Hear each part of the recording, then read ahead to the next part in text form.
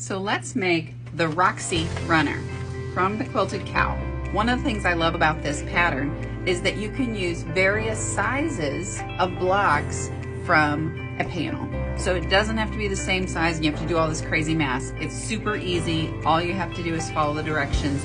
Just so that you can see what I'm talking about, you want to cut your accent fabric out in 2 blocks that are the same size as your square from your panel. So all I'm going to do is line it up and use my panel.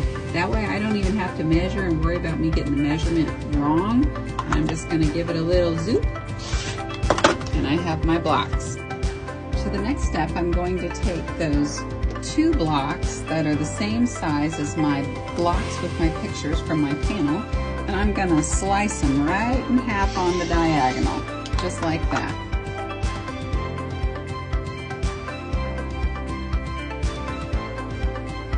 Okay, so here's a little trick. Since this pattern has the blocks kind of at an angle, you want to sew both sides to the middle one and only one side to the 2 end ones. That way, when you're putting it together, you have more straight lines to sew as opposed to trying to figure out how to sew like some weird Y seam or something like that. And then it'll all go together super easy. Okay, so we're going to do what we've done before and nest these 2 seams here. Now you're going to notice there's a little bit of overage on the sides and we're just going to trim that out. But I want my seams to line up more than anything else, not my ends, my seams.